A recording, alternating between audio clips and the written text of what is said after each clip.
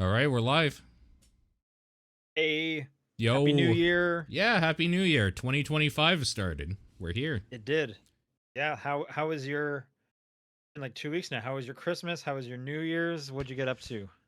They were all right. Christmas I got back to work this week, so this week has been kind of a bummer as it usually is during the holidays. But before that I had the week off for Christmas, which is kind of a first. I don't usually get that week off for Christmas. So that was kind of Did nice. they give it to you off or did you have to ask for it off? Well, one of the perks of being thrown into where I am is that I decided to take it off. So, Oh, okay. yeah. Cool. Yeah, it was cool. It was fun. Nothing crazy or special, but it's just kind of nice having some time off around the time most Nice. other people do. For Christmas, I was up in Canada over Yep. in Victoria, Yep. visiting some family there. Victoria, at least this time of year, is always like a little bit raining. Sure. That sounds about right. Yeah. Like even if it's sunny out, there's a chance it's gonna spit on you a little bit. So you just have to always be ready for that, which is that was a bit annoying because I was seeing my friends back here just sunny all Yeah. the time and like Sure. at least 5 degrees warmer at all times. Sure. Yeah. It looked like A you were doing some fun, weird, cool things out there though. Some cool pictures. lot of Christmas lights. I mean, Butcher Gardens is right there, and they do a whole Christmas thing, which is nice. The Rizzler was there, right? Somebody. The Rizzler went to Butcher Gardens, signed the guest book. Yeah. So I That's saw that. exciting. That's pretty exciting. I must have missed them. Yeah. Um, which yeah, that was a bummer at least. So, but Yeah. just knowing that I had like walked the same path, when I like there was two paths coming in, but one coming out, whatever that quote is, was me and the Rizzler. Um, Yeah, like and then ships in the we night. also we also went around. There was like a New York Times article or something that my mom had found highlighting like the best like house Christmas decorations in Okay. the city and kind of connecting towns and stuff. Yeah. So we were just kind of driving around to one of them. We went to this one that was absolutely insane. Like there's like a special Christmas house in my town here that whenever I have people visiting around the holidays, I take them to this house because it's Okay. incredible. Mm-hmm. This house over up in BC that we went to literally makes the house I usually go to look like dog shit. That's how Okay. incredible it was. So like big inflatables are like the thing now. Yep. Mm-hmm. Had to have had over 100 of them. I I mean, am that's not crazy. exaggerating. That's crazy. They had multiple sheds in their backyard that were all decked out inside with tons of like figurines and stuff. Mm-hmm. Their entire garage you could walk into, and there was an entire model town in there, like Christmas town. Like it was insane to the point they had a fact sheet near the front door that you could read. Hmm.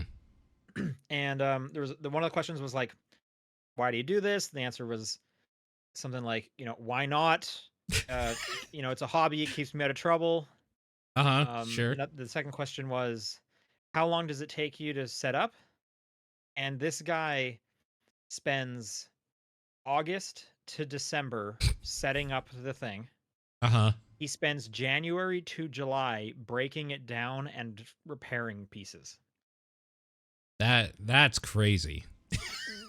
And the third question was, how much is your electricity bill? Yep. And the response was, I'm not going to give you the full number, but what I will tell you is it's 4 digits, and the first digit is not a one. Oh, gross. Oh, no. So at least $2,000 a month. Minimum. Yep. It was Man, insane. It was absolutely amazing. they must have something where you can like donate, right? There was a donation box, yes. Okay. Yeah, that makes sense. It was pretty small, and I couldn't see in it. It wasn't like transparent. So I don't know how full it was, but it was not a big donation box, but there was one there if you wanted to chip him a few bucks, I guess. Sure. Oh, that's cool. Doing it for the love of the game. I The get one it. thing I do want to shout out though, if Uh-huh. anyone ever goes to Victoria, Sult SULT is a pierogi bar there. Okay.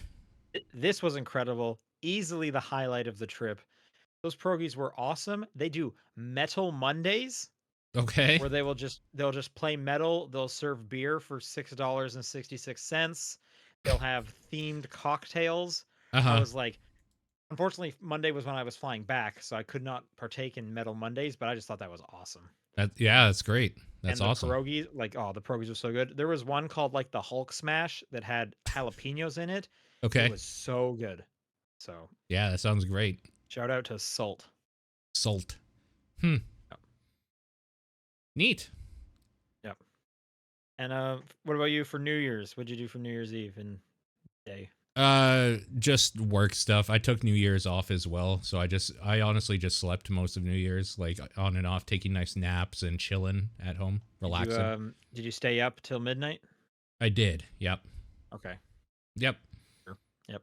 I'm not that old yet. Uh, okay. Yeah. I we had friends over.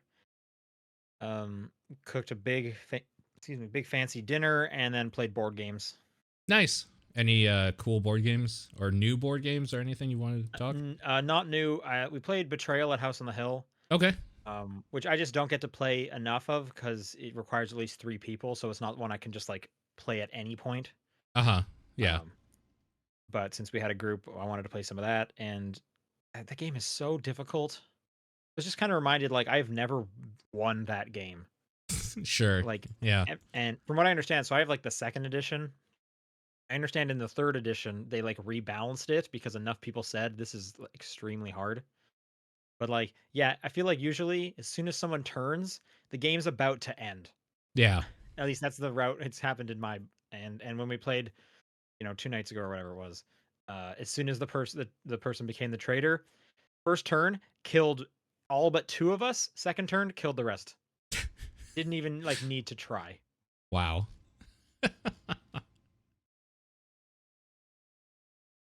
Anyway, it's a cool game though, and I like the vibes of it. Sure. All right, let's do the podcast. Top down perspective for January 2nd, first one of 2025. Here we go. Yeah. I'm Sean Booker. I'm both like. Right off the top here, some notes people need to be aware of. The game of the year, the community game of the year submission form is live. If you have not submitted, you should do it now. That is going to close on Monday. So you basically have the weekend to get your votes in. We found an error in one of the in the Google form that deleted some of people's top 10 lists. Yeah, or Paul just like emailed didn't out. save them or something. It was weird. Yeah, Paul emailed out to the people who were affected. It happened primarily to the people who may have submitted early. Yes. There was a point So where check. they were fine. Yeah, you know what that day was? It was after Christmas. The 24th was like what the last empty day or something like that. So, Okay, so check your email if you got that. Please resubmit. You should be able to just open up the form again, and it will have saved everything except the top 10. So you don't need to do the whole thing. You just need to redo your top 10. Otherwise, we're just gonna have like weird half submission kind of things, and that's a bummer. a good amount of Um, people have just I was just checking it.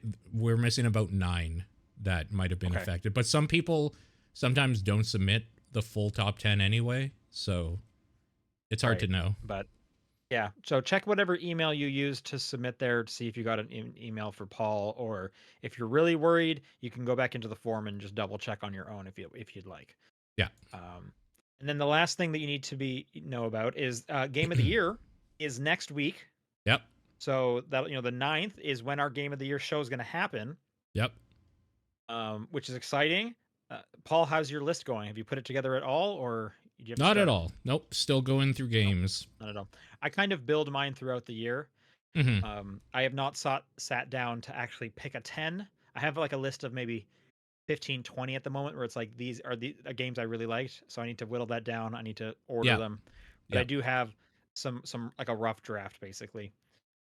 Um, but more importantly, Nathan has confirmed he will be joining us yet again, which Yes. is always great. So He will Get be there. excited for Nathan to be part of the show next year. I have no idea what he's been playing. He's always the wild card, which is one of the reasons we enjoy inviting him on for the Game of the Year show when he's interested. Yeah, I have no idea. Well, I have one idea of one game he has played, but that doesn't mean anything because I don't know how he feels about that game. That's true. Is like I'll see him like online because we're like on each other's friends list. So I have an under. I know some 2024 games he's played, but yeah, I don't know if he's enjoying himself. Yeah, Um, exactly. so and then sometimes he just shows up with like a list that kind of breaks our categories, and it's like, well, I'm not going to tell him to be quiet. Like so, so whatever he brings is part of the show. So that's fun. Yeah, All good right. time. But for this week, Paul, what have you been playing? So I forgot to talk about this last time we were on. I just wanted to Okay. give a shout out to Thank Goodness You're Here. That's one of the funniest Oh, games that's ever been made. okay. Did you play through the whole thing? Yes, I played through the whole Yeah, okay. I thing. want to hear some highlights. You don't need to spoil it, but just maybe some sections or some jokes. Okay. It's been a bit now. It's been like 3 weeks. So I'm just trying to remember some of the Okay, uh I'll start you off then. The starting meat off with the level. tiny meat pies is hilarious. Like that's a great opener, especially with the Okay, other guy that's jealous about the guy with the big meat pies or whatever. Like that's great. sure.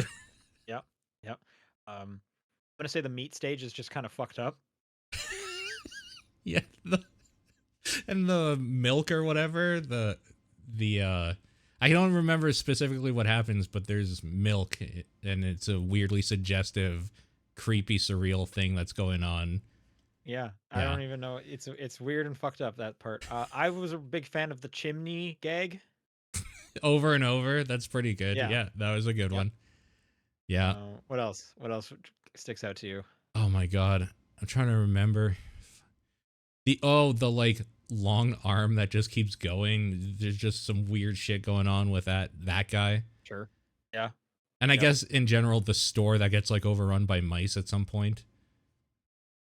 Oh yeah. Yeah, yeah, yeah. I like the dude outside who's just he's like cooking one thing the whole time and it burns. Isn't it like bread too? It's like toast or something. Yeah, toast. There's also a baby that gets like deep fried, which is just they're just okay with that. Yeah.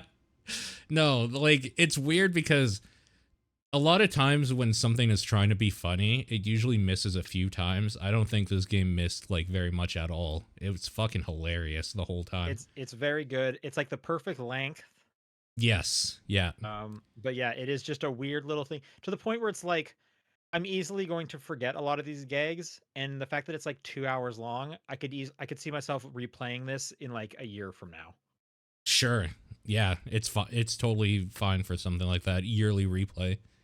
Very Yeah. funny.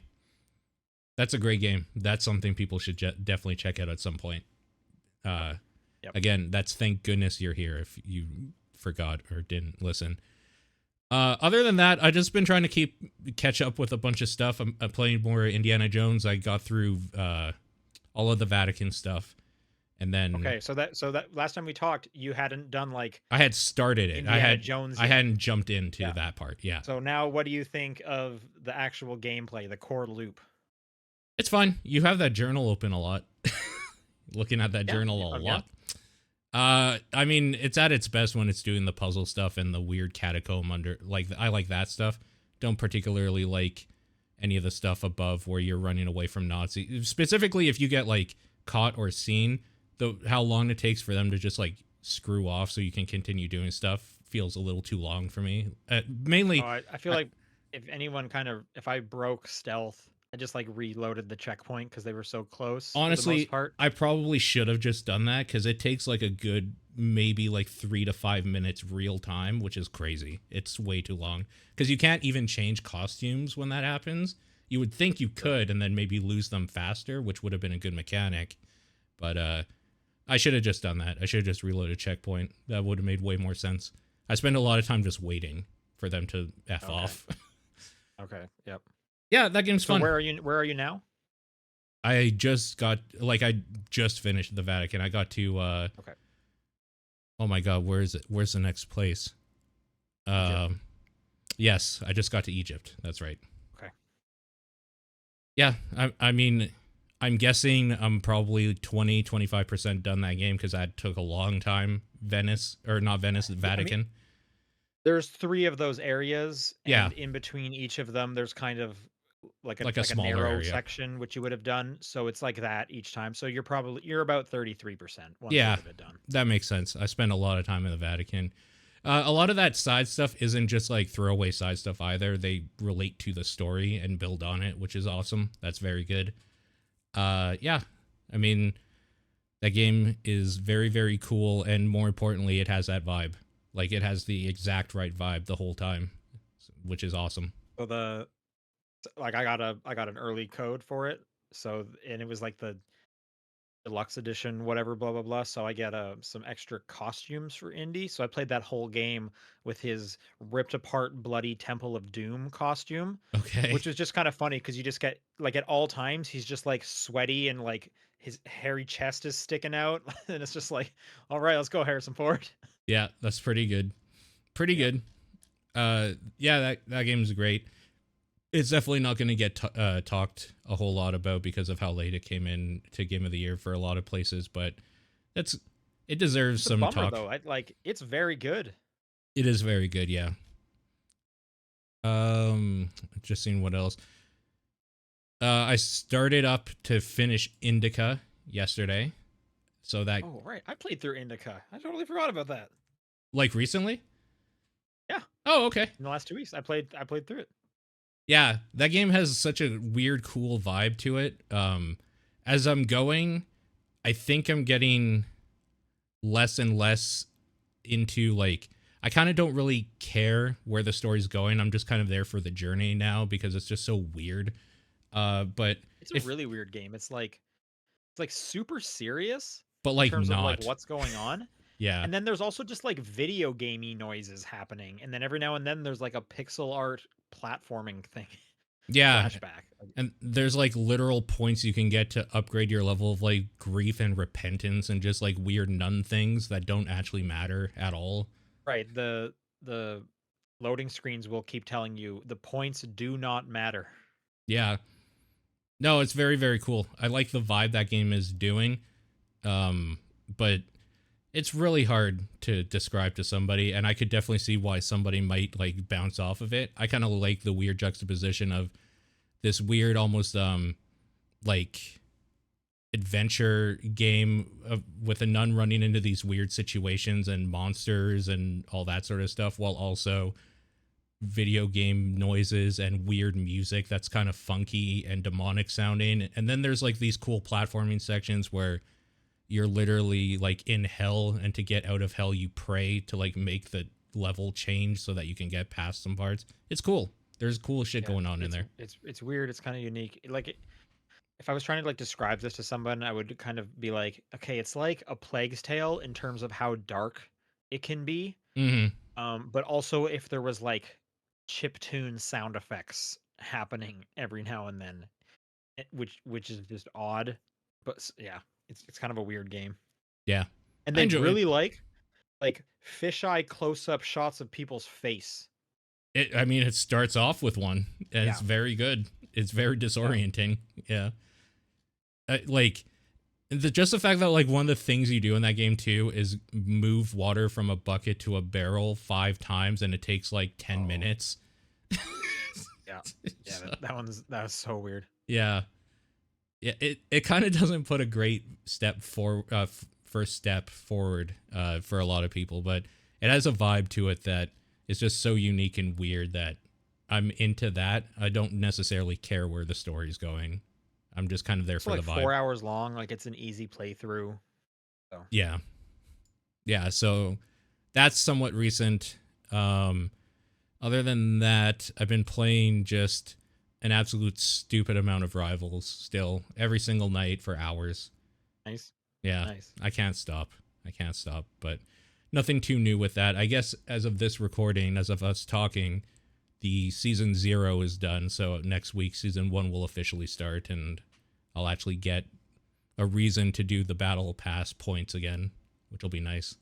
I did I did jump into the holiday event with It's Jeff awful. the Land Shark. It's fucking Yeah, I awful. didn't like that at all. It was Yeah. like super boring. It's super boring. There's not even music playing the whole time. It's not even jolly. It's like bad Splatoon that only works on the ground and not even the walls. It's just abysmal. It's bad. Yeah, I can only assume it's like they were busy getting this game out, so they didn't have time to work on a themed holiday event. Yeah, So they were like, what could we quickly put together? I'm sure they will do better in the future with how successful this is. yeah, I think so. Um, but yeah, and I mean, to be fair, a lot of live service games, they don't start too great. Even I also think like often the first battle pass is like super boring for a lot of live service games, and they just kind of get better and stuff. So Yeah, yeah, no, for sure. I'm a little bit surprised they had anything for the season because they had released just 2 weeks before that. So, right, like, good yeah, for them for trying exactly. something. The idea is solid. It's just not fully there or whatever. So, yeah, I didn't have very much fun with it. I did it every single day to unlock the skin Oh and God, whatever. Yeah, it didn't I take think I long. It played took about three 5 days. times, and I was like, I'm good. Don't care enough to keep going for this skin. Yeah, that's fair. That's fair. That skin's okay. Those winter skins in general are pretty cute. They're nice. Dead's asking, did you get gold 1 for your skin? Not yet. I think I'm silver 2, so I got to do a little more competitive grinding to get that. But Okay. yeah, no, it's fun. Still a very good time. I feel like there's a bunch of other stuff. Oh, I've been playing also just a stupid amount again of Path of Exile too. Uh, Right. I've slowed down on that because I'm at. So when you like beat the 3 acts in that game because it's early access, you kind of have to do them again on a harder difficulty for the story reasons. I'm on the second playthrough of Act 2, and I was just like, okay, I need to slow down a little bit because like I'm feeling the burnout, and this game isn't even out yet. Not So even out yet. Yeah. yeah, so I slowed down a lot on that, but that game still continues to be good as well. That's pretty much all I've Nice. been doing. I've been playing some Monument Valley 3. This came out kind of by surprise. I didn't hear anyone really talking about it. Um, it's a Netflix game, so if you have Netflix, you can play it, which is that's how I'm playing it on my phone. Okay. Yep. It's fine. I like the studio. I like Monument Valley. I liked Monument Valley 2. I really liked the last game they did, which was that like tactics dodgeball, Oh yeah. um, like kind of adventure game. That was cool. So I'm a little disappointed that they went back to Monument Valley because it's like, oh, I wish you guys were doing other stuff. Yeah. Um, there's not too much new here. It is that again, these MC Escher style levels that are, you know, I almost hesitate to call them puzzles because they're very simple. I guess one new mechanic is that you get a boat and you can kind of. The only thing that really adds is you can take a boat to a little island. If you think kind of like Bowser's Fury from Super Mario 3D World, Mm-hmm. how you would just kind of ride, basically a boat to a new little Mario platform area. It's kind of that, but Monument Valley puzzles. It doesn't add too much to it, but um, someone's asking Dodgeball Academia. No, that was real time combat for Mm-hmm. Dodgeball. That was another Dodgeball game. I forget. Let me just look it up. Us Two Games. What was that one called? Oh right, they did Assemble with Care. That's right. That was kind of cool.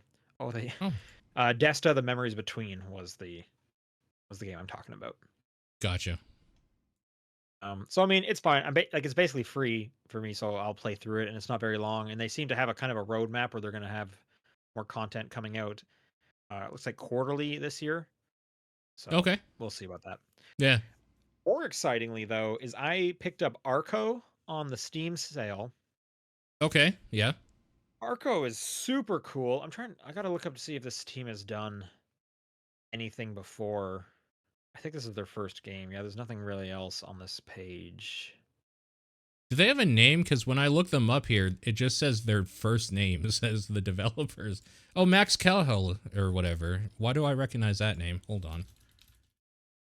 I don't know. It's published by Panic, which I feel Okay. like we're kind of getting to the point where it's like, hey, if Panic is publishing something, it's worth paying attention to. Sure. I'm trying to look up the character you just said. I don't know who this is. So yeah, I don't. This guy's name doesn't mean anything to me. None of the games on there mean anything to me. I'm trying to see, has any of these people done a game I've known? Oh, this must be the art person. This is also the only game this one's worked on. What is Fair? Game dev. What games has Fair worked on? Nope, I don't know any of these, but this person has worked on a lot. A lot of small stuff, yeah, indie stuff. Anyway, Arco it's basically a tactics game, but instead of there being any kind of grid, you are so the game will pause while you're choosing your selection. That's how it's, that's the tactics element of it. That's the strategy element of it. And then you can have various abilities where it's like an attack, a ranged attack, just walking out of the way, running out of the way, and each of those will use up a certain amount of like it's basically your like magic or energy. And then choosing to wait will recover a bunch of energy. Choosing to just walk will recover one energy. So it's a push and pull of like, do you want to attack? Do you want to dodge? Do you want to wait to get it back as you're taking out the other enemies? And you can hover over the other enemies to see basically what they're about to do. They'll have an indicator on their head if they're like reloading, if they're going to start walking, if they're going to shoot, if they're going to swipe at you, and that'll kind of indicate to you, should I be running from this person? Should I be getting ready to like block? Should I try and go in there with attack? A lot of the attacks will have like an interrupt. So if it's like, oh, if they're about to hit me, I'll just hit them first, which will kind of nullify their attack. Maybe I'll get the upper hand, stuff like that. Um, it's like really cool. And to make things more stressful, if you take too long deciding, a ghost appears and starts going towards you, and if it touches you, you get damaged. So there's kind of a timer on there as well. However, you can also run away from the ghost. And then if you start making your actions fast enough again, the ghost will disappear. So there's an Hmm. interesting push and pull there. On top of that, there's a really interesting story. It's split into like three parts, three different characters. It's set in like the old west. Um, but there's also kind of like some supernatural elements going on there as well, like some spirits, weird temples and stuff that have traps and whatnot. I'm on Act 3 right now, which is the third person. I don't know how many acts there are. I think the game's about 8 hours long. Um, but there's a lot of dialogue trees. It's kind of narrative heavy as well as a lot of this combat. And there's side quests and stuff because there's like a whole map that you'll just get, it's not an open world, so you'll just kind of look on the map and say, hey, I'm going to go there, and then once you get to that spot, it opens up into like a kind of just like a one screen stage of what, and then you can look around, you can fight enemies if they're there, you can trade with people, you can talk your way out of some stuff, you can pick up other NPCs that will join you on your quest at times. And that makes combat obviously easier, but you got to be careful with how much damage they take. It's really easy to restart the combat, which is really nice because the combat can get really brutal really fast. Hmm. So much like a tactics game, it's really like, no, this run is not going good. I need to restart this fight and rethink this. Because yeah, like if you have like three people shooting at you and they're all going to shoot like three bullets, that could be a lot of things flying at you. It's obviously kind of frozen until you run. I think maybe super hot kind of style. Hmm. Um, so there is a lot of like strategy and that tactical thinking you're going to need for it. It's cool. I'm liking it a whole bunch. Um, and I've just been playing that on the Steam Deck. Real great Steam Deck game. But yeah, that's been like a nice, fun little surprise right here at the end. That was basically what I was playing on my whole trip up north and back was Arco. So Nice. I would definitely recommend that to people. Cool. Sounds neat. Looks cool.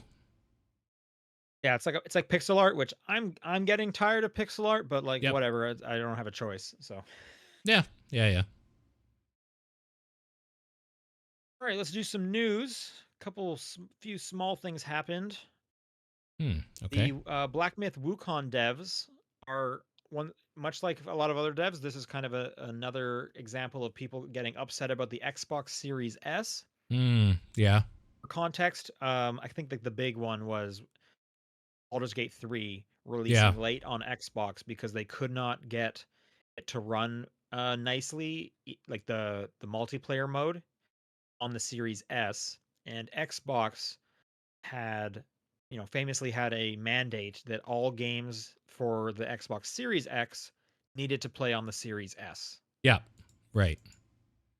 Um, and then Baldur's Gate 3 became the biggest game of that year, and Phil Spencer was like, "We need to figure this out," and they allowed them to ship an like an inferior version, a version that lacks features for the Series S, so that it could come out on both of those. We're now seeing Black Myth Wukong's devs, Game Science, also complaining that the reason Wukong is not on Xbox is because of the Series S, and they cannot optimize it for that. Yeah, I guess it's specifically the drop from 16 gigs down to 10 for memory allocation is just way too much of a drop for them to actually make it work out for them. Bummer.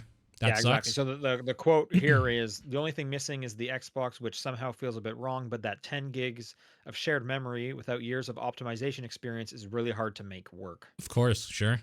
Makes sense.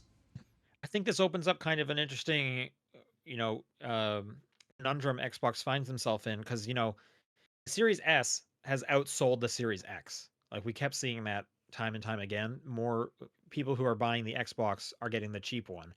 Sure. So you don't, if you are Xbox, if you're Microsoft, you don't want to let people ignore the Series S, because then it makes the more popular one even worse. Right. Yeah. Like, you want to be able to say, if you get the Series S, you get everything. Like, it's not going to run as well, but you're going to get all these games. And then Yeah. now they're going to have a little caveat and say, well, you're going to get 99% of the games. And they don't want to have to do that, right? Yeah.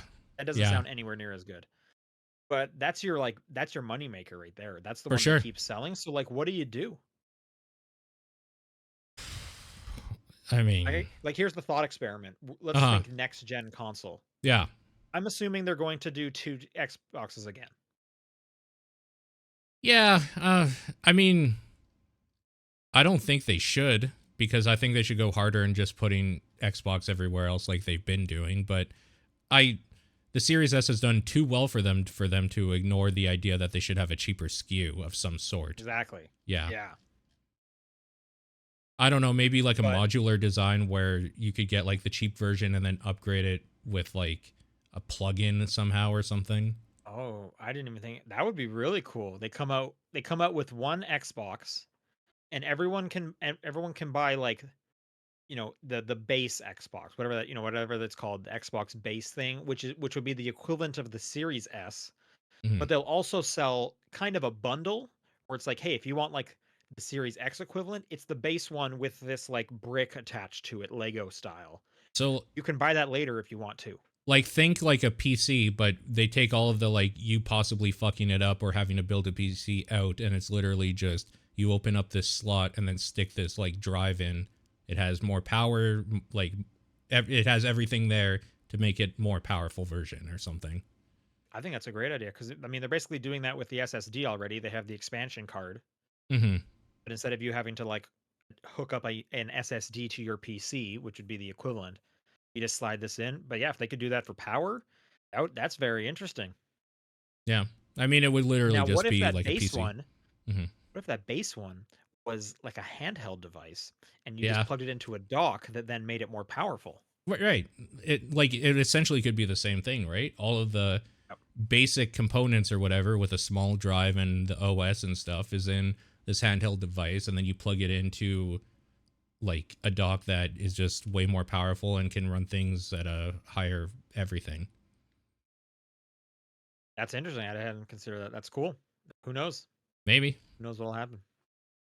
Yeah, and then super fans can like spend $1,000 or whatever and just know that they have the best one out there that does everything. Or like the I don't know, $300-$400 version, which will do all the basic stuff, but like I don't know, maybe some games just straight up at that point don't work on the base version and you need the other one. I don't know. Right. Which, I mean, that's what PC gamers are accustomed to. Right. And I guess that's where I'm looking at this from, which I know like console people are just like, what the fuck? Like, no, I should be able to play anything. It's like I'm so like, unfortunately, it doesn't work that way when you get to Well, stuff like yeah, I this. mean, that is the downside. There is the benefit of the console is you don't have to think about this. Yep. They thought about this, and they put it all together, and you just need to turn the thing on. That's the hardest thing you need to do. Yeah. Um, Exactly. but I mean, if you could make it friendly enough where it's like you just plug this one thing in, and you have turned your S into an X, the end. I could see that working. Yeah. We'll see. We'll have to see what All they right. do. Yep. Well, okay. Next news story over here. I'm just going to read this headline from IGN. EA rejected recent Dead Space 4 pitch, original creators say. Oh, okay. So it sounds like somewhat recently, they pitched EA on making the next Dead Space 4, and EA responded that they are not interested. Which I am surprised that remake was pretty popular. Yeah. Weird. Oh, they don't actually say anything of like what the ideas might be or anything. It's just that they're not. Okay. That's a shame. That That's a sucks. bummer. Yeah, all I can assume is it didn't sell like enough for them, but I'm still kind of surprised with how like critically it was received. It seemed like a no-brainer. Let's make a new one. There's clearly interest here. And no. I'm wondering if they looked at Callisto Protocol at all and saw those numbers and they're just like, no, the world doesn't care anymore. Because Callisto I mean Protocol is maybe, basically but Dead Space, new Dead it is Space. basically Dead Space, but it was like, from like a critic's perspective, Dead Space the remake was received much more favorably than Yeah. Callisto Protocol. So Oh, you for shouldn't sure. really compare them one to one necessarily. Um, but yeah, who knows? Yeah. To your point, maybe EA was like, well, yeah, people do like the first Dead Space, but if we try to make a new one, which was what they did over there across the street or whatever, and people did not like that one. Yeah. It So not yeah, so much but the like Dead Space thing, just like that type of game they don't want to put money behind. They put money behind the remake because they knew it would sell well. It was a safe bet. Whereas like a new thing, they think maybe won't do as well. And you know what? They're probably right. I don't know if Dead Space 4 would necessarily do gangbusters for like what it is, especially after Dead Space 3 was so poorly received. yeah, but I feel like they like earned their goodwill. They did the remake, they got people excited again. Like now would be the time to make four. To at least try it. Yeah. Yeah. Even like test the And they waters don't with a have to make trailer. it like 3. They could go back to, it's like, hey, see, look, people like 1 2 style. Let's go back to that. Yeah. All right. Tango Gameworks, as we know, a lot of them was, and the IP for what's the Hi-Fi Rush were picked up by Krafton. Um, so that used to be called Tango Gameworks. That was the title. They have been resurrected under a new name called Tango Gameworks Incorporated. Right. And then, so I'm just trying to like connect the dots here. So Tango Gameworks Incorporated doesn't own The Evil Within. They do not. They only have Hi-Fi Rush. Yes, that's right. They bought that one off of Microsoft and they left the rest there. Yep. It's weird. It's Yep. it's just weird because I'm assuming they have to go with Tango Gameworks Incorporated because Microsoft probably owns the copyright for Tango Gameworks. It could be. Yep. I'm almost surprised you're allowed to come up with a name so close to this without them being like, you're clearly just riffing on this. Like, I mean, I'm not a lawyer, but I just feel like I've heard in the past, like, even if you're like very close to a competitor's name, that's still not allowed. But I don't know. There's no Tango Gameworks that exists anymore at Microsoft, right? Like at all. Well, they closed the studio. I'm Yeah, they assuming closed it. Microsoft still owns all the trademarks and such. They probably, I would assume they sold the name Tango Gameworks just in general with them, and then they got a deal on it because they didn't take The Evil Within and what was the other game that they did before? I don't remember. Oh, I don't know. I mean, the Yeah. Hi-Fi Rush and The Evil Within are the games Oh, that they did people. I can't remember the name of it. the Tokyo one, right? Wasn't that them as Yes, well? yeah, Ghostwire. Ghostwire Tokyo. Yeah. So I don't know, maybe they got a deal for only taking Hi-Fi Rush. I'm sure they did get a deal for that. Uh-huh. I'm curious how the name stuff exactly works, or if maybe since they because they announced, hey, we're going to do Hi-Fi Rush 2, we there's a story we talked about it. They got about half the studio back because the rest had all kind of moved on. Yeah. Maybe they were still in talks with Microsoft and say like, hey, can we get the name. We actually really liked that name we came up with. It meant something to these. So maybe Mm. Microsoft was like, sure, like we're literally not planning to use that name. So, Yeah, but who knows? I don't know. I don't It's know. kind of a weird scenario, you know? Yep. Yeah. All right, over in Japan, Animal Crossing New Horizons, that's the Switch version, is officially the best-selling physical game of all time, at least in the Japanese market, beating the original Pokemon Green and Red's Interesting. 28-year record. Interesting. Huh. Oh wow, not by a whole lot either. Less than a million. Well, these like rounded numbers, yeah. So Animal Yeah. Crossing at the moment is 8 million, whereas Red and Green was 7.93. I'm assuming Animal Crossing will continue to go up until like for a while, I bet. Even if a new Yeah. one comes out, like there's just such a big install base on the Switch. But yeah, 28-year record, that's pretty crazy. Good for them. And Yeah. again, this is like a subset of a subset because it's just Japan. It's just physical Japan. So yeah, but just there you go. There's a record. Yeah, it's awesome. All right, and last weird thing, it's Ubisoft. They made another NFT game. Yeah, they've been pretty bad about that lately. No good.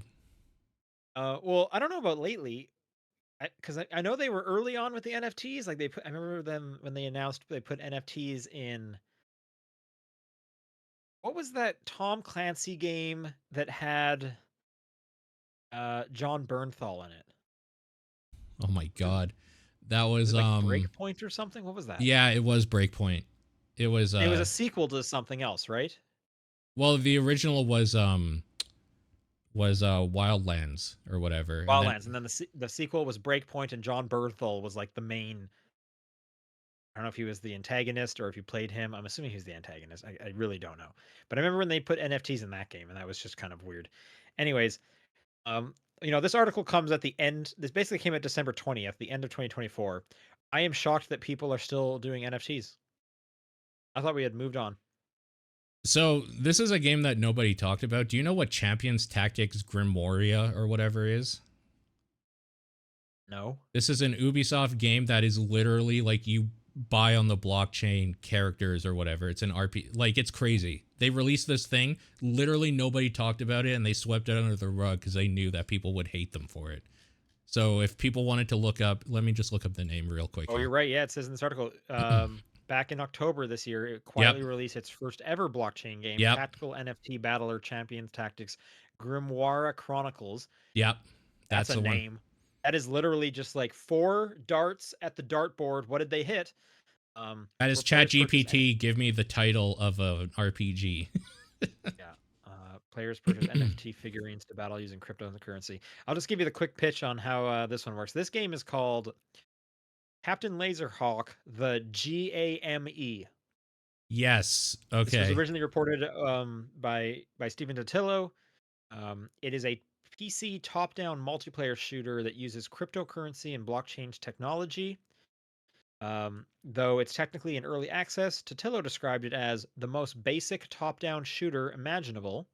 Players require an NFT Niji Warrior? Yeah, Niji Warrior ID card to play, which itself requires a crypto wallet to purchase. The NFT costs $25.63. Whoa. Okay, how much does a Grimoria champion cost? Hold on. Let me see. Maybe that's the better deal if you want to get into weird NFT games. Well, I clicked the thing, and the article over here says Ubisoft launches first ever blockchain game with NFTs costing up to £50. Wait, £50,000? No, there no shot. There's no way they would. Okay, hang on, here we go. The game is on PC and free to start, though players can purchase figurines with which to battle using either in-game gold or cryptocurrency. These figurines are NFTs and can be bought on the game's marketplace from anywhere between $7 to $64,000. While I believe that, everyone I'm looking at right now is $4 because I'm guessing nobody's playing this piece of shit. So I clicked on the little link here for Games Marketplace and I'm going there Yeah, I'm and there now. yeah, this one says it's a million something. But is that the in-game currency? Because in tiny letters there, it should show the actual currency. I don't know. Let me click on this Oh, one that these are says a getting more million. expensive as I go down. These ones are now $10. I don't see the price. I don't see like a human price for any of these. This is a Price very slow website. prices are Oh, also the set price by other underneath. people. Oh, Yeah, I that see. that makes Well, sense. yeah, at the top here, this one is 1,700 and no, hang on, 1,079,999 and 96 cents. The very top Yeah, one. there it is. I just changed it from Burning high Mage. to low. Burning Mage, yep. I see And it. so that obviously just has to be someone just kind of going nuts because the one Yeah. after that is only 40,000, which is obviously a steal.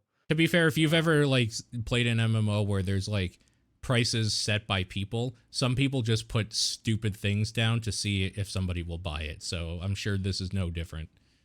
right, and we're even seeing someone in the chat says prices are also set by other people. So like, Yeah. yeah, you can just do whatever you want, and like, hey, if someone buys it, great. Yeah. Apparently there's lore. Like, I love that there's this whole game that nobody talked about because Ubisoft was too afraid to actually even market it, really. I'm sure that's exactly what it was. Ubisoft was like, it could make us money, so we don't want to leave money on the table. If there's a company that isn't going to leave money on the table, it's Ubisoft. They can't afford Um, to, for sure. Yeah. yeah. All right. I bet they Great. started Cool. development of this like 2 years ago. It came out and they're like, oh, people have really turned. Let's just like release it. And the people I that don't know about because know. they did another one Yeah, right that's now. There's a true. new one, and Rayman's in it. Poor Rayman. Never gets a break. All right, that's news. We're gonna do some questions. I pulled the questions that we skipped last time, as well as the new questions sent in. Okay. This is topdownperspective at gmail.com, at TDP Podcast on Twitter.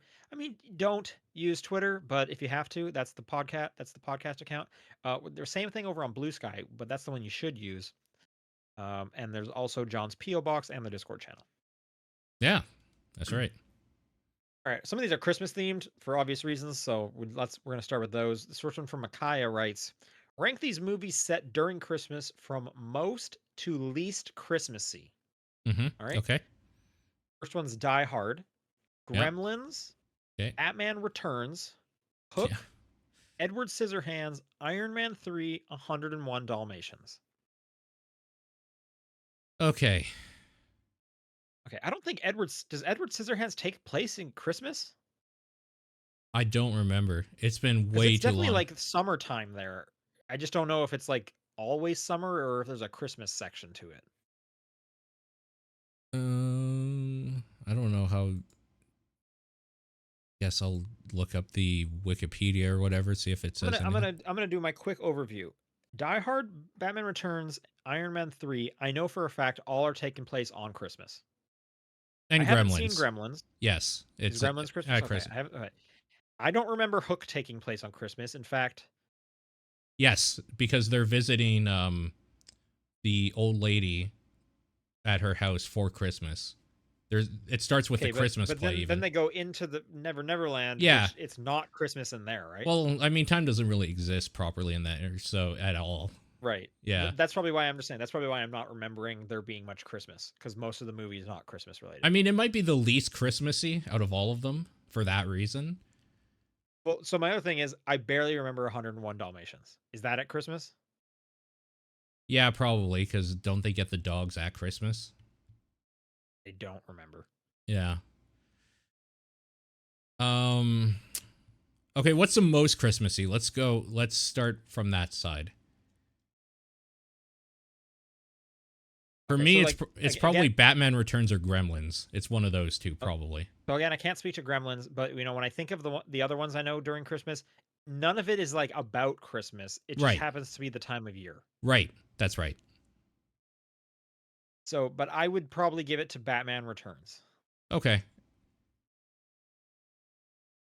I'll say Batman Returns and Gremlins are interchangeable in my mind. So let's Okay. say one or two, either way, most. Maybe followed by Die Hard? Sure. I feel like Die Hard almost gets like a huge bump just because every year, without a doubt, someone on Twitter or Blue Sky will Yeah. Was I not remind everyone that Die Hard's a Christmas movie, Yeah. and it's a whole bunch of likes because it's really funny. Every time. Again, yeah, Almost as much as see um, you next year on Christmas Eve when you yeah, say exactly. goodbye Yep. to someone. Or on New Year's Eve, yeah, Yeah, New Year's Eve, yeah. Maybe 101 Dalmatians after that as the medium. sure. What's the bottom? Is it Edward Scissorhands? It might be Or Iron did you Man find out if that 3 takes place because I at don't Christmas? remember Iron Man 3 anything to do with Christmas at all. Iron Man 3 does take place on Christmas. It does for sure. Iron Man 3 is not a good movie, but I do remember it's a Christmas movie. Okay. So maybe Edward Oh, there's even a Scissorhands question. then. Does Edward Scissorhands take place at Christmas? Okay, here's the AI answer, which is obviously the best one. Yep. Edward Scissorhands is not a Christmas movie, but it does have some Christmas themed elements, Okay, so such that's the as least. Christmas imagery. Yeah. There's a Christmas party, and there's Okay. an ice sculpture. So it's the least then because it doesn't even take place at Christmas. Well, apparently the last third of the film takes place at Peg's annual Christmas party. Oh. Okay. I mean, I think I'm Hook might be fine the putting least. Okay. Yeah, I'm happy with that being least. I'm also happy with maybe Hook being the second least. Yeah. Sure. And then so that puts Iron Man 3 kind of third least just cuz it's a bad movie. Sure. Yeah. Why not? Okay. What an odd And then question. okay, bonus question, where does Batman Arkham City fall on this list? It's way higher. It's like number I think it's 2 also or way higher. something. So that one is set at Christmas, and I feel like just because games have to have so much like side stuff and lore, there's plenty of Christmas stuff going on in there. It might be the top even. Not like it might be more than Batman Returns. Christmassy. Batman Returns is good though. Yeah. But I mean, either way, it seems like Batman wins. Yes. Yeah. Definitely. Yep. As he usually does. Next question is True. from Hayes Hero EX or X. It is up to you to save Xmas. Santa says he can give you a little help and ask for one of your video games.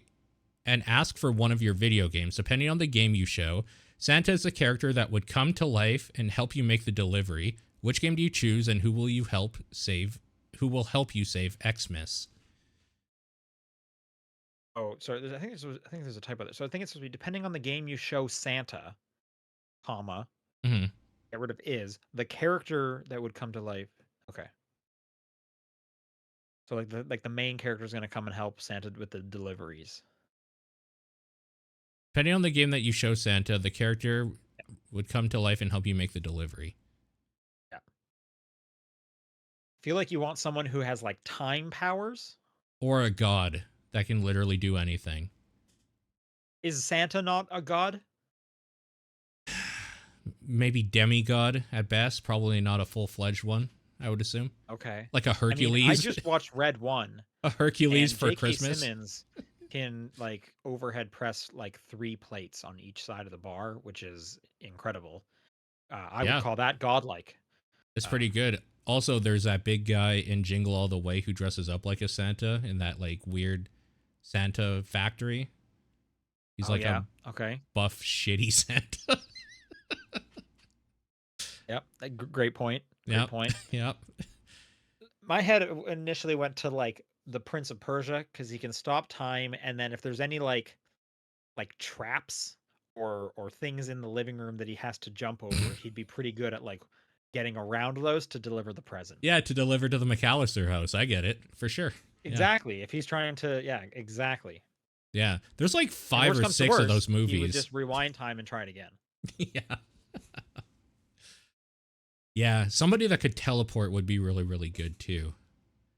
Okay. Who the hell can teleport in video games that isn't like an NPC or something?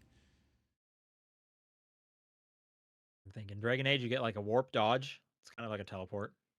Phantom Ages is saying Sonic in the chat. Sonic's not a bad one if you're just like running on rooftops or something and throwing presents down chimneys. Yeah. It's not bad. You know, I did see Sonic 3. Okay. Did I talk about that yet? No. Okay, here's my experience with Sonic 3. Sorry, quick sidebar because I was distracted by Sonic, as Yeah. I'm one to do. Uh huh. The kid sitting in front of me filmed the whole movie, and his younger sibling Yeah. spent the whole time on their phone playing Roblox. Sick. What a cool And kid. the dad kept asking the kid to stop filming, and the kid would get upset because he was ruining the recording because now his voice is in there. What are you gonna do with that recording? Just like watch Sonic 3 again? I guess probably posted on And every TikTok. now and then your dad kind of gets up and walks in front because he needed to like hand some popcorn to somebody. I guess so. Yeah, I don't know.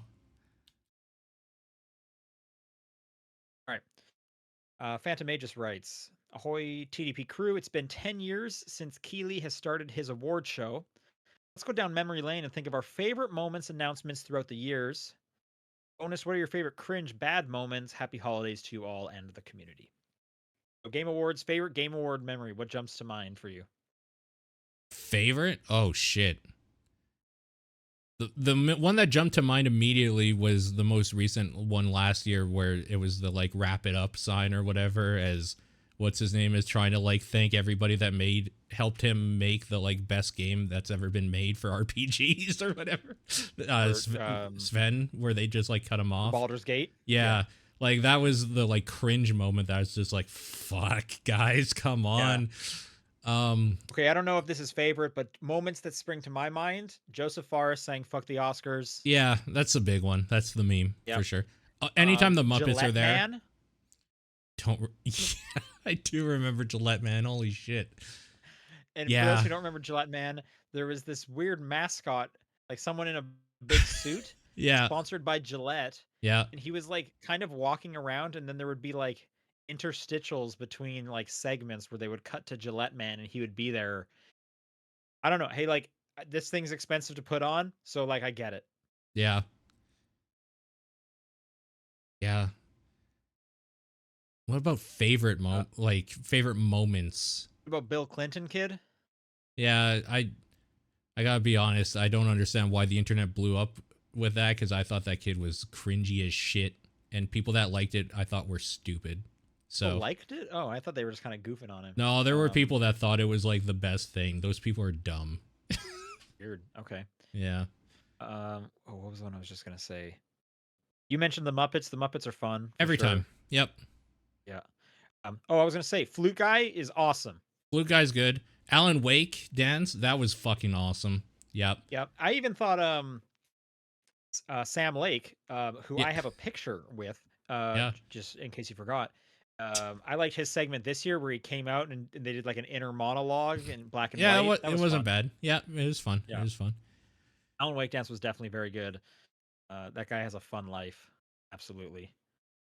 I think one of my favorite moments in general was just like when they went from Spike TV to doing their own thing, because it felt like it's still kind of like dumb, but in a way that isn't like just the worst anymore. Spike TV Awards, even though I loved it back then, holy shit, what a trash fire that was of just I think like we just people. also back then we just didn't know any better because that was just like games media at the time, booth babes. It was just that was the norm, right? Just like random celebrities that have nothing to do with anything coming up to like talk about games is like they don't give a We shit. still have that. Last year, Yeah. Al Pacino came up to say Yeah, something. that's so I don't know if that stupid. guy's ever seen, and I think he even said like, "I don't really play games, but my kids do." Anyway, here's an award. Yeah. Yeah. So yeah, I don't know. I love watching that show as someone who loves games. It is a fun Yep. it's a fun show for It's sure. something to look forward to every year. Yeah, there's Definitely. big announcements and yeah. Mm-hmm. And sometimes you go there in person and you get to see Snoop Dogg live and the Statler and Waldorf. And hear people scream about Final Fantasy or whatever. Yep, It's sometimes awesome. that happens too. Yep. Dead writes, what's the biggest and smallest size for a cell phone you'd be comfortable owning as your main phone? I have the like, I guess the equivalent of like the well, so I have an iPhone and they have like kind of two sizes all the time. And I Yeah. have the smaller of them, but they used to make an even smaller one, but they stopped that. So Hmm. technically it's the small one now, but over the course of it, I guess it's kind of the medium size one. I don't want the big one. Yeah. For a long time, I had the one of the Pixel XL ones, which is like slightly bigger. and it was fine. That's probably the biggest I'd be comfortable with. Like anything bigger than that, it has to fit comfortably in my pocket. But Sure. like I don't know, the pretty standard size phone that is everybody generally has, probably the way it is for a reason, right? For most people. Right. Yep. All right, Jack 0304. A genie gifts you a magical bar fridge. Mm-hmm. It will always be fully stocked with one item of your choosing. What item is it? And for the sake of having a straight answer, the item has to be food and or drink related and can easily fit in a bar fridge. And for any perishable food, just assume that the fridge is fully stocked each time you open it, so it's always fresh. Okay, so this Okay. is like a mini fridge, right? Yes, it's a small Like fridge. yeah, like kind of like two-ish feet high. Yeah, okay. Yeah. The boring answer that I'm trying to think of a better one right now is that I would love just like a bottle of water that's just like always That is ready to super go. boring. Yeah, Yeah, that's you can just go to the sink and get water. Like it's always available, it's and you true. live in a place with clean water. Yes, it's true. Um, I want to think of something. First off, like it would be nice if I could have like a hot thing, but that's kind of against the fridge idea. So it has to be something that's okay cold. But I want it to be something Hmm. that's like hard to put together. Because if it's easy, such as getting access to water, then I'm not getting as much bang for my buck. So first thing that comes to mind is like a sandwich. That's like already made, like a Yeah, certain like it's already sandwich. made. It's put together. I open the door. That's Sandwich not is ready bad. to go. Yeah, it's not bad. Hmm. Sushi is a great answer. I would love that. Oh, sushi is a great answer. That's Hell yeah. that's a great answer. Because like I can make a sandwich. At the moment, I can't really make sushi. I'd have to like really try and figure that out. So if it had to be one item, I probably would just choose like a specific roll that's Yeah. always like ready. I don't know which one Yeah. off the top of my head, but hmm, I think I might still lean towards the a sandwich sandwich. because I feel like I could eat a sandwich more often than I could eat sushi. What if it's something that has to be one specific item that isn't a combination item like a sandwich or sushi? Okay.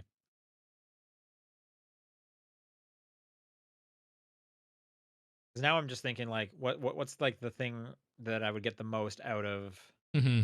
because I no longer have to buy it, and maybe that's just like chicken breast. Sure. Just always have free chicken breast that I can cook up. Yeah. Yeah. I mean, that's definitely one way to go. Just like I'll never have to buy a certain food ever again. You know what? I might say pre-cooked chicken breast. It's even Because better. like I buy packs of that and I just kind of like heat them up and put them in things and heat them up because they're already cooked. Yeah. So I would save a lot of money if I just always had access to pre-cooked chicken breast. Save a lot of money if there was just like cheese. Cheese is so fucking expensive these days. It's Oh yeah. ridiculous. Okay. I don't think I love cheese. I just don't think I put cheese on enough things where I would Mm. save as much money. Hmm.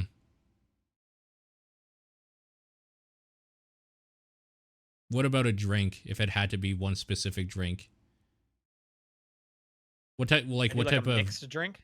Sure, like or like a soda or like a cocktail or whatever. Yeah. Well, the only thing I really drink is like water and like milk-based protein drink shakes. Oh, So it would be a protein shake. okay, fair enough. Actually, no, it'd be a protein smoothie because right now I just do like milk and protein powder, which is fine.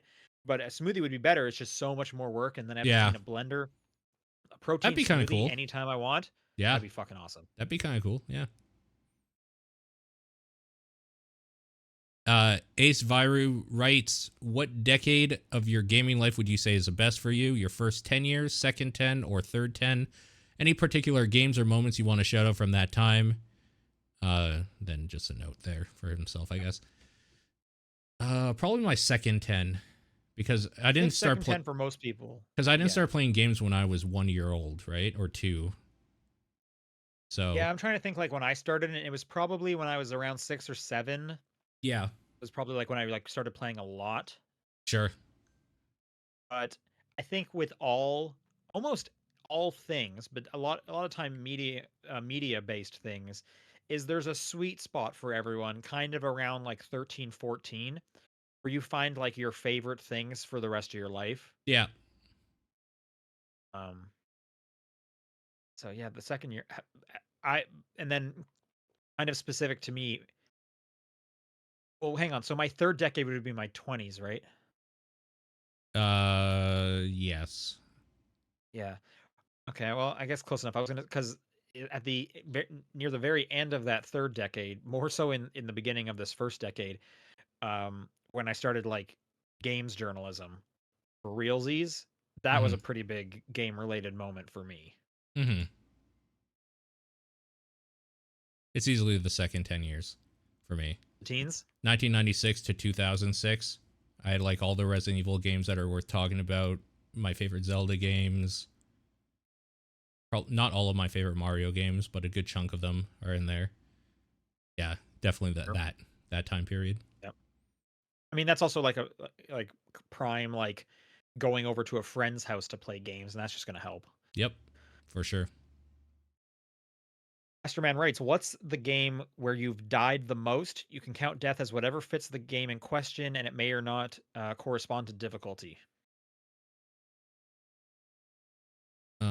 Celeste easily. I was gonna say it's probably Celeste or Super Meat Boy. Yeah, Super Meat Boy. Back in the day, I died so much to that. That's true. It, Yeah. Celeste more so though. That those final stages are holy shit. They're crazy.